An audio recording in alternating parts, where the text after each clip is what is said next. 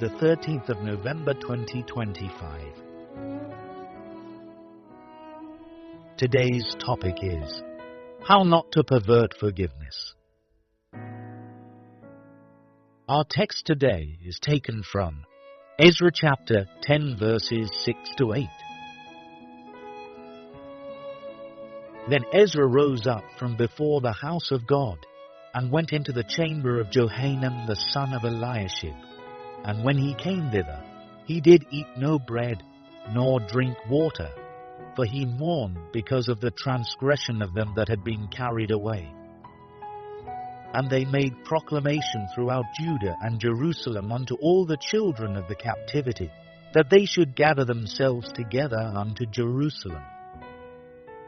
Verse 8. And that whosoever would not come within 3 days, according to the counsel of the princes and the elders, all his substance should be forfeited, and himself separated from the congregation of those that had been carried away.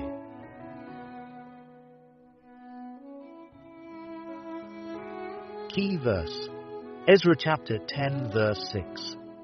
Then Ezra rose up from before the house of God, and went into the chamber of Johanan the son of Eliashib. And when he came thither, he did eat no bread, nor drink water, for he mourned because of the transgression of them that had been carried away.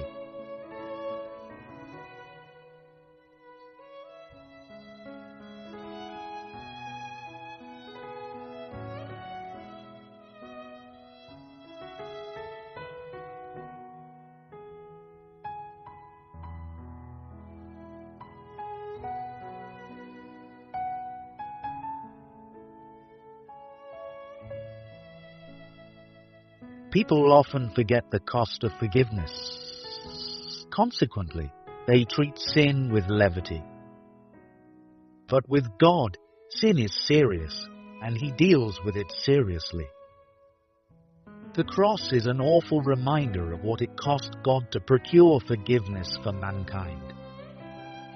Sin sent man out of Eden's delight and caused God's only Son to die on the cross.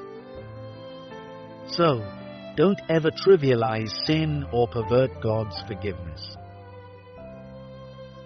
Today's text describes Ezra's attitude and drastic response to the sins of the Israelites who returned from exile. No sooner had the people returned from captivity than they began to walk again, the path that led them to exile. They got into mixed marriages with the heathen and adopted pagan practices in violation of God's commandments. Ezra responded promptly and took steps to rectify the situation. He fasted and mourned over the people's unfaithfulness and assembled them to make proper restitution. Ezra was troubled and showed deep remorse when he heard that the priests, Levites, and leaders of Israel were ringleaders in this sin. Though he interceded for the people and asked God to forgive them, he took drastic action to deal with their sins. Ezra knew it was futile to expect forgiveness without leading the people to repent and make necessary restitution. Ezra's response to the sins of the people challenges us to examine ourselves concerning our attitude to sin. If we allow sin to linger in our lives and the congregation or treat it with kids' gloves, we risk becoming hardened by its deceitfulness.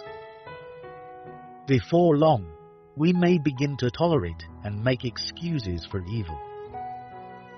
This is how some people get to a point where they think they can obtain God's forgiveness by glibly confessing their sins without forsaking them or making necessary restitution. That is nothing but perverted forgiveness. However, the appropriate way to deal with sin is to repent, confess, and forsake it. Genuine conviction compels you to put away your sin and make appropriate amends.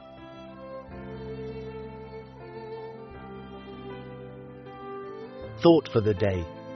Be urgent. Deal with sin drastically and promptly.